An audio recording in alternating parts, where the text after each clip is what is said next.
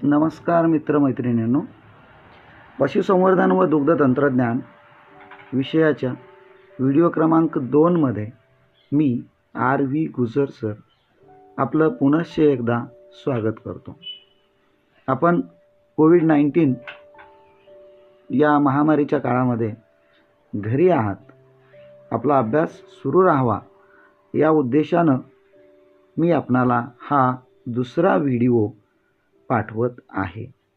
गेल्या व्हिडिओच्या सोबत मी तुम्हाला एक गुगल फॉर्ममध्ये प्रश्नपत्रिका पाठवलेली होती।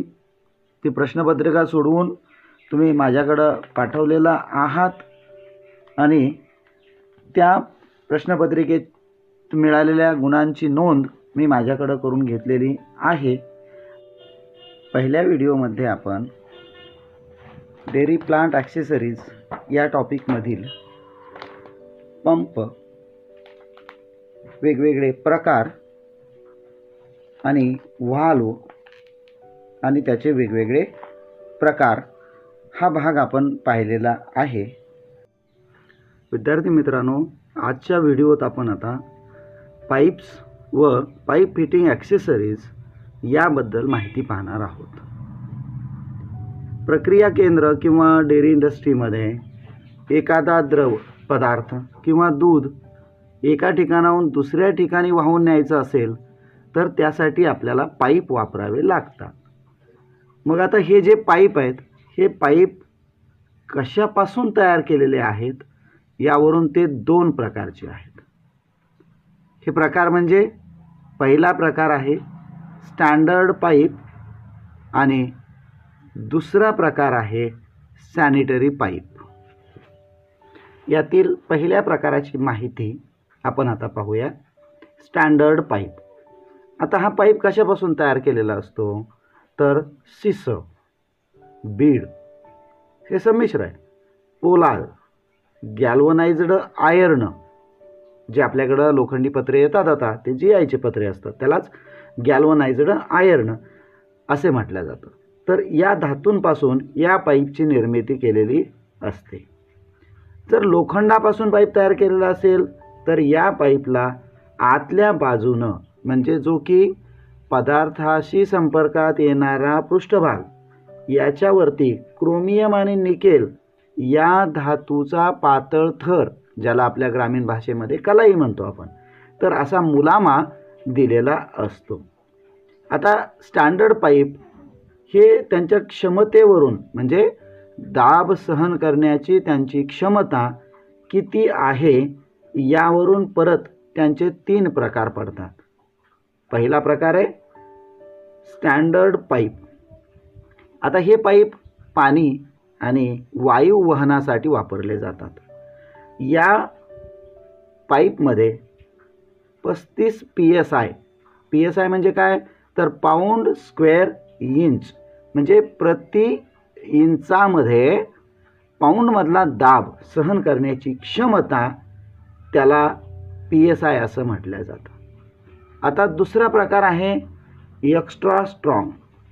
हे पाईप अतिशय जास्त दाबाची वाफ किंवा आईस फॅक्टरीमध्ये कूलिंगसाठी अमोनिया वापरला जातो, या अमोनियाच्या वहनासाठी वापरले जातात। आता यांची क्षमता आहे 125 PSI एवढा दाब सहन करण्याची क्षमता आहे। आता तिसरा प्रकार आहे डबल एक्स्ट्रा स्ट्रॉंग किंवा त्यालाच heavy duty extra strong pipe असं म्हटलं जातं। हे पाईप अतिशय उच्च दाबाची वाफ याच्यासाठी वापरल्या जातात। ही वाफ पावडर प्लांटमध्ये वापरली जाते। या पाईपमध्ये 125 ते 250 PSI एवढा दाब सहन करण्याची क्षमता आहे। आता हे जे काही पाईप असतात या स्टँडर्ड पाईपवरती वेगवेगळे कलर दिलेले असतात। आता पाईपच्या बाह्य पृष्ठभागावर जर काळा रंग दिलेला असेल तर समजायचं की या पाईपमधून पाण्याची वाफ, वायू किंवा अमोनिया हा वाहत आहे किंवा त्याच्यासाठी ही पाईप वापरलेली आहे।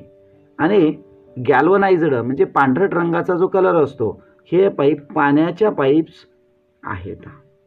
तर ही झाली माहिती आपली स्टँडर्ड पाईपबद्दल. आता दुसऱ्या प्रकारची माहिती आपण बघूया, सॅनिटरी पाईप.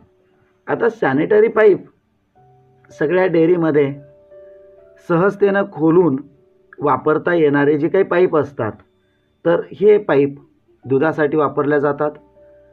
तर या पाईपची निर्मिती स्टेनलेस स्टील या धातूपासून केलेली असतात किंवा काचेचे सुद्धा पाईप वापरलेले असतात. स्टेनलेस स्टीलच्या पाईप सोबत इतर काही धातूंचे पाईप, ज्याला की आतल्या बाजूनं कॉपरचा मुलामा दिलेला असतो, असेही पाईप डेअरीमध्ये वापरल्या जातात. आता सॅनिटरी पाईपमध्ये प्लास्टिक पाईप आणि PVC पाईप हे सुद्धा येतात. तर यांचा वापर फ्लोअर क्लिनिंगसाठी म्हणजे फरशी धुण्यासाठी, टँकर धुण्यासाठी, पाणी एका ठिकाणाहून दुसऱ्या ठिकाणी नेण्यासाठी केला जातो. कारण प्लास्टिक पाईप तुम्ही घरी वापरामध्ये वापरत असता, गरम पाण्याला वापरता, थंड पाण्याला वापरता, पण त्याची क्षमता थोडी कमी आहे. पण हेही सॅनिटरी पाईप्समध्ये येतात. इथं पाईप हा प्रकार आपला संपतो. आता आपण पाईप फिटिंग ॲक्सेसरीजचा अभ्यास बघूया. आता पाईप फिटिंग ॲक्सेसरीज म्हणजे काय, तर दोन पाईप ज्यावेळेला आपल्याला एकमेकांना जोडायचे असतात, त्यावेळेला जो छोटासा भाग वापरावा लागतो त्याला ॲक्सेसरीज असं म्हटलं जातं. या ॲक्सेसरीज वेगवेगळ्या आहेत. यांचा आकार, प्रकार पाईपच्या साईजवर अवलंबून असतो. समजा 1 इंची पाईप असेल तर 1 इंची ॲक्सेसरीज वापराव्या लागतील, 2 इंची पाईप असेल तर 2 इंची ॲक्सेसरीज, अशा पद्धतीनं आपल्याला ॲक्सेसरीजचा वापर करावा लागेल. यामध्ये निप्पल, आता हे निप्पल जे असतं ते दोन्ही टोकाला पेचा असलेलं निप्पल असतं. निप्पलचा उपयोग पाईपमधील अंतर जर जोडायचं असेल तर लहान अंतर भरून काढण्यासाठी याचा वापर करतात. निप्पल हे अर्धा इंचापासनं ते आपल्याला 3 इंचापर्यंत, 6 इंचापर्यंत, 9 इंचापर्यंत किंवा 1 फुटापर्यंत म्हणजे 12 इंचापर्यंत आपल्याला पाहायला मिळतात. आणि अशा निप्पलचा उपयोग करून आपल्याला 2 पाईप एकमेकांना जोडता येतात. तसंच या निप्पलच्या सोबत कपलिंग. आता कपलिंग ह्या आतल्या बाजूनं पेचा असलेल्या असतात, ज्याच्यामुळं की 2 पाईप आपल्याला सरळ रेषेमध्ये जोडता येतात. तिसरा प्रकार आहे युनियन किंवा सॉकेट. आता या युनियन किंवा सॉकेटचा उपयोग आपल्याला पाईपलाईनला न खोलता जर आपल्याला जोड द्यायचा असेल तर याचा वापर करता येतो किंवा केला जातो. सॉकेट वापरल्यानंतर मात्र पाईपलाईन खोलता येत नाही. त्यानंतर ॲक्सेसरीजमध्ये एल्बो, 2 पाईप काटकोनं जोडायचे असतात त्यावेळेला एल्बोचा वापर केला जातो. यू बेंड, ज्यावेळेला पाईप आपल्याला 180 कोनामध्ये जोडायचे असतात त्यावेळेला यू बेंड वापरतात. कडायुक्त बेंड, ज्यावेळेला आपल्याला 2 पाईपना न खोलता जोडायचं असतं त्यावेळेला कडायुक्त पाईप बेंड वापरलं जातं. आणि ज्यावेळेला आपल्याला पाईप बंद करायचे असतात किंवा पाईपचं तोंड बंद करायचं असतं त्यावेळेला आपण प्लग किंवा कॅपचा वापर करत असतो.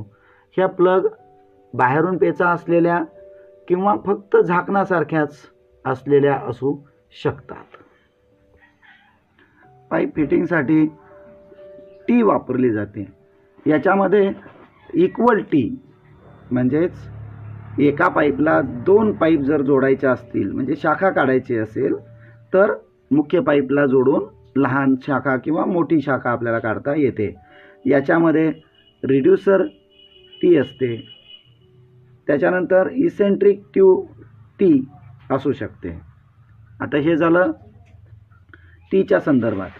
रिड्युसर, आता याच्यामध्ये इक्वल टीमध्ये पण रिड्युसर असतात किंवा इसेंट्रिक रिड्युसर म्हणजे मोठ्या पाईपला छोटी पाईप जोडण्यासाठी रिड्युसर बसवला जातो. म्हणजे 2 इंची पाईप आहे आणि आपल्याला कनेक्शन 1 इंची करायचं आहे तर अशा वेळेला तसं रिड्युसर आपल्याला बसवता येतं. पुढचा प्रकार आहे टँक कनेक्शन. म्हणजे साठवणुकीची टाकी असते आणि त्याला आपल्याला तोटी बसवायची असते किंवा पाणी बाहेर घ्यायचं असतं. तर त्याला होल काढून हे टँक कनेक्शन चित्रामध्ये दाखवल्याप्रमाणे आपल्याकडे बसवल्या जातं. तर याच्यामध्ये त्याला चेक नट असतो, वायसर असतं आणि फिक्स नट असतो. फिक्स नट आतल्या बाजूला, त्याच्यानंतर वायसर बसवून बाहेरच्या बाजूनं नट फिक्स केला जातो. याला म्हणायचं टँक कनेक्शन. आता यापुढचा भाग आपण पाईप फिटिंग करताना घ्यावयाची काळजी. आता नेमकी काय काळजी घ्यायला पाहिजे? तर पाईप फिटिंग करताना पाईपच्या ज्या पेचा असतात त्या सगळ्यात स्वच्छ करून घ्याव्यात. थंड पाण्याची पाईपलाईन असेल तर त्या ठिकाणी ग्रीस वापरायचं आहे. वाफ किंवा अमोनिया वगैरे असे जे पाईप असतात यांच्यासाठी रेड लेड म्हणजे रेड ऑक्साईड आपल्याकडं गंजू नये म्हणून आपण खिडकीच्या गजांना लावत असतो. तर त्याला रेड ऑक्साईड म्हटलं जातं किंवा रेड लेड म्हटलं जातं. तर त्याचा वापर करायचा आहे. विशेष करून आईस फॅक्टरीमध्ये जे अमोनिया वापरतो आपण, तर त्या अमोनियाच्या पाईपलाईन्ससाठी लिथार्जिन आणि ग्लिसरीन हे 2 मार्केटमध्ये उपलब्ध आहे. पटकन एकत्र करायचं आणि त्याची पातळ पेस्ट करून पेचावरती लावायची आणि फिटिंग करून घ्यायची. कारण याच्यामध्ये लिकेज प्रॉब्लेम मोठा असतो. त्यामुळं आपल्याला अमोनियाच्या पाईपलाईन्ससाठी किंवा फिटिंगसाठी लिथार्जिन आणि ग्लिसरीन याचा वापर करणं गरजेचं आहे. डेअरी उपकरणे बनवणे हा पुढचा मुद्दा आपला आहे. आता डेअरी उपकरण बनवत असताना सगळ्यात पहिली गोष्ट आपल्याला बघायला पाहिजे की उपकरणासाठी धातूची निवड करणे. आणि धातूची निवड करताना कोणता धातू निवडायचा हे आपल्याला ठरवावं लागतं. पण धातू निवडत असताना जे गुणधर्म अपेक्षित आहेत ते सगळे गुणधर्म एकाच धातूमध्ये मिळत नाहीत. त्यामुळं आपल्याला धातूचे अगोदर गुणधर्म बघावे लागतील आणि मगच आपल्याला धातूची निवड करावी लागेल. तरीसुद्धा दुधाच्या पृष्ठभागासाठी किंवा संपर्कात येणाऱ्या भागासाठी कोणते गुणधर्म अपेक्षित आहेत? तर पहिला आहे धातू हा बिनविषारी असावा, त्याला कोणताही वास येऊ नये, तो दुधात विरघळणारा नसावा, धातू गंजणाराही नसावा, धातू हा स्वच्छ आणि चकचकीत ठेवायला सोपा असावा, तसेच तो वजनाने हलका पण मजबूत असावा, धातू उष्णतेचा सुवाहक असावा म्हणजे त्याच्यामधून उष्णता आरपार गेली पाहिजे, धातू हा स्वस्त असावा, तसंच तो अशोषक म्हणजे कुठल्याही प्रकारचे वास किंवा काही असं शोषून घेणारा नसावा आणि जास्त काळ टिकणारा धातू आपल्याला निवडावा लागेल. मग असा धातू आपल्याला एक मिळत नाही आहे सगळे गुणधर्म असलेला, म्हणून आपल्याला वेगवेगळे गुणधर्म असणारे धातू मिश्र करून धातूची निवड दुधाच्या पृष्ठभागासाठी करावी लागते. यामध्ये सगळ्यात बेस्ट धातू आहे 18:8 या प्रमाणामध्ये स्टेनलेस स्टील हे सगळ्यात जास्त प्रसिद्ध असणारं किंवा वापरात असणारं मिश्र धातू आहे. याच्यामध्ये 18% क्रोमियम, 8% निकेल आणि बाकीचं जे काही राहिलेला भाग आहे तो लोखंडाचा असतो आणि त्यालाच नाव दिलेलं आहे स्टेनलेस स्टील. तसंच ॲल्युमिनियमचीही काही संमिश्र बाजारामध्ये उपलब्ध आहेत, त्यांचाही उपयोग धातू संपर्कात येणाऱ्या पृष्ठभागाच्या निर्मितीसाठी केला जातो. आता पुढचा मुद्दा आपण पाहणार आहोत की या धातूची दुधावर कोणती क्रिया होते का? तर दुधावर धातूची जर आपण कुठलाही संमिश्र धातू नाही वापरला तर दुधावर क्रिया ही निश्चितच होते. त्यामध्ये धातू हे दुधात विरघळणारे असतात. आता ॲल्युमिनियमचं उदाहरण घेतलं तर ॲल्युमिनियम हा दुधामध्ये विरघळतो, तसं त्यामुळं दुधाला वेगळी चव येऊ शकते.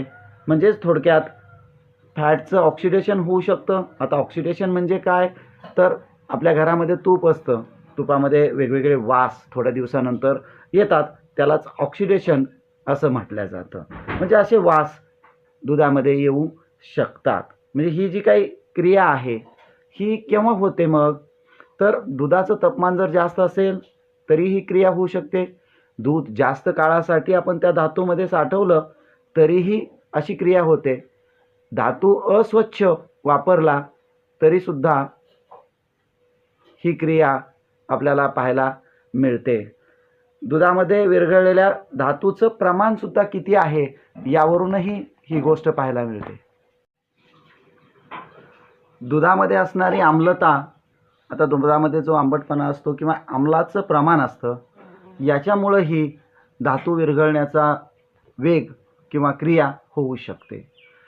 आता अशी क्रिया होऊ नये म्हणून आपण काय करायचं, तर डेअरी उपकरणामध्ये गंज नियंत्रण करणं गरजेचं असतं. मग हा गंज 100% तरी रोखता येत नाही, पण त्याचा दर मात्र आपल्याला नक्कीच मोठ्या प्रमाणामध्ये कमी करता येतो. मग असा गंज रोखण्यासाठी काय करायचं, तर एक आहे, स्टेनलेस स्टीलचा पृष्ठभाग जर असेल किंवा उपकरण असेल तर ते स्वच्छ ठेवायचं. संपर्क दुधाशी नसेल तर त्याला हवेच्या साहाय्यानं कोरडं करून ठेवायचं. उपकरणं वापरल्यानंतर स्वच्छ करत असताना जे आपण स्वच्छतेची माध्यमं वापरणार आहोत किंवा स्वच्छतेसाठी काही आपण साबण, सोडा या गोष्टी वापरत असतो, त्याला क्लीनर्स आणि सॅनिटायझर्स म्हटलं जातं, तर त्यांची तीव्रता अतिशय कमी ठेवावी आणि त्यांचा संपर्क कालावधीही कमीत कमी ठेवावा, म्हणजे आपली उपकरणं गंजणार नाहीत, ती जास्त काळ टिकू शकतील आणि दुधावरतीही त्याचा कोणताही परिणाम होणार नाही. पुढील मुद्दा आहे डेअरी उपकरणांसाठी वापरले जाणारे वेगवेगळे धातू आणि त्यांची संमिश्र आणि यांची वैशिष्ट्ये. आता डेअरी उपकरण बनवण्यासाठी अनेक धातू वापरले जातात. त्यापैकी काही धातूंचा अभ्यास आपण या मुद्द्याखाली करणार आहोत. त्यामध्ये पहिला धातू आहे कॉपर किंवा त्यालाच मराठीमध्ये तांब असं म्हणतो आणि त्याची संमिश्र. तर या तांब्याच्या धातूपासून आपल्याकडं दुधाची भांडी, दूध थंड करण्याचं उपकरण त्याला कूलर्स म्हटलं जातं, दूध गाळण्यासाठी वापरल्या जाणारी गाळणी त्याला स्ट्रेनर म्हणतो आपण, पाईप फिटिंग्स, दुधाचा पंप आणि पाश्चरायझरची कॉईल. आता हे पाश्चरायझर यंत्र म्हणजे दुधाला गरम करून थंड करणारं यंत्र. आता ही सगळी उपकरणं जरी तयार केली जात असली तरी या उपकरणाला जर दुधाचा संपर्क पृष्ठभागावर कलाई केली नाही, म्हणजेच टिन धातूचा मुलामा दिला नाही, तर मात्र दुधावरती या धातूचा परिणाम होतो. म्हणून या उपकरणांना आतल्या बाजूने म्हणजे दुधाच्या संपर्कात येणाऱ्या पृष्ठभागावर टिन धातूचा मुलामा देणं गरजेचं आहे. अन्यथा दुधाला वास लागणं, दुधामध्ये हिरवा पदार्थ तयार होणं हे गुणधर्म निर्माण होतात. या धातूचे वैशिष्ट्य पाहायचे म्हटलं तर हा धातू तसा मऊ आहे, त्यामुळं उपकरण तयार करणं सोपं जातं. टिनची कलाई केली असली तर याचा कार्यकाळ वाढतो. उष्णतेचा सुवाहक आहे, त्यामुळं उष्णता देवाणघेवाण सहजपणे होते, म्हणून याचा वापर पाश्चरायझरच्या कॉईलमध्ये केला जातो. डेअरी उपकरण तयार करण्याचा दुसरा धातू ॲल्युमिनियम आणि त्याची संमिश्र. यापासून दुधाची भांडे म्हणजे कॅन, किटली, दूध साठवायच्या टाक्या, टँकर्स, व्हॅट इत्यादी गोष्टी बनवल्या जातात.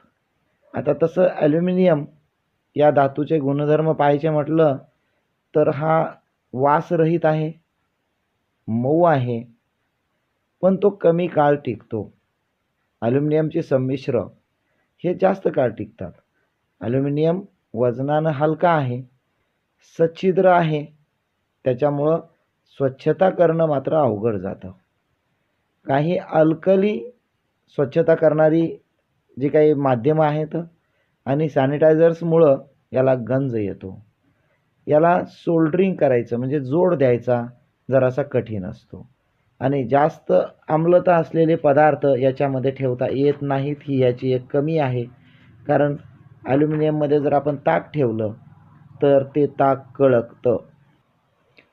यानंतरचा धातू आहे तो म्हणजे लोखंड आणि त्याची संमिश्र. आता लोखंडाचं संमिश्र अगोदर आपण बघूया. लोखंडाचं संमिश्र म्हणजे स्टेनलेस स्टील आणि ह्या स्टेनलेस स्टीलची निर्मिती क्रोमियम 18 भाग निकेल 8 भाग आणि लोखंड बाकीचं, अशा पद्धतीनं याची निर्मिती केली जाते. आता याच संमिश्राचा म्हणजेच स्टेनलेस स्टीलचा वापर डेअरीमध्ये मोठ्या प्रमाणात केला जातो. डेअरीमधली सगळ्या टँक्स किंवा टाक्या, व्हॅट्स, बॉटल वॉशर, कन्व्हेयर, पाश्चरायझर, पाईपलाईन्स असे अनेक उपकरणं यापासून तयार केलेले आहेत. कारण हा धातू दुधाला याचा वास लागत नाही, हा दुरुस्तीसाठी सोपा आहे, कठीण आहे, टिकाऊ क्षमताही जास्त आहे, आम्ल आणि अल्कलीची फारशी प्रक्रिया होत नाही, भरपूर चकाकी आहे या धातूला, त्यामुळे तो स्वच्छ करायला सोपा जातो, पण थोडासा विषारी आहे, किंचितसा, फारसा परिणाम दुधावरती होत नाही. तसेच ब्राईन, आता ब्राईन म्हणजे काय, तर मिठाचं द्रावण, आणि या मिठाच्या द्रावणाचा परिणाम या धातूवरती मोठ्या प्रमाणामध्ये होतो. तसेच क्लोरीन, या क्लोरीनच्या द्रावणाचाही जर जास्त काळ संपर्क आला तर मात्र हा स्टेनलेस स्टील धातू गंजतो. या धातूला डेअरी मेटल असं म्हटलं जातं, कारण सगळ्या धातूंपेक्षा हाच एक धातू असा आहे की जो दुधासाठी जास्तीत जास्त उपयुक्त आहे. यानंतर पुढचा मेटल आहे टिन. टिन यापासून कॅन, छोटे डबे, दुधाची भांडी, दूध संपर्कात येणाऱ्या पृष्ठभागावर मुलामा देण्याकरिता या टिनचा वापर मोठ्या प्रमाणात केला जातो. कारण या टिनचा दुधाला वास लागत नाही, हा अविषारी आहे आणि अति मऊ असल्यामुळं कोणत्याही प्रकारचं उपकरण बनवणं सोपं जातं. टिन धातूचा मुलामा किंवा त्याला कलाई म्हणतो आपण, ती जास्त काळ टिकते, पण टिन जर धातू गंजला तर त्याला होल पडतात किंवा छिद्र पडतात, त्यानंतर मात्र त्याची टिकाऊ क्षमता कमी होते. यानंतरचा मेटल आहे निकेल आणि त्याची संमिश्र. आता निकेल धातूपासून पाश्चरायझर, कूलर्स, दूध थंड करणारं उपकरण, याच्यात दुधाशी संपर्कात येणाऱ्या पृष्ठभागावरचं आवरण या निकेलचं तयार केलेलं असतं. आईस्क्रीम फ्रीजर, जिथं आईस्क्रीम गोठवलं जातं, तो जो कंपार्टमेंट असतो, कप्पा असतो, त्याचा आतला भाग, त्याच्यानंतर सिलेंडर्स आणि होमोजनायझरच्या प्लंजर हे निकेल धातूपासून तयार केलेले असतात. आता हा धातू जर बघितला तर हा दुधात विद्राव्य आहे, याच्यामुळे दुधाचा स्वाद बदलू शकतो, सौम्य विषारी आहे, पण याला जर लोखंडासोबत संमिश्र बनवलं तर मात्र तो कठीण बनतो आणि मग उपकरण तयार करणं थोडं अवघड जातं. याची कलाई टिन कलाईपेक्षा जास्त काळ टिकते. क्रोमियम हा धातू खूप महागडा आहे.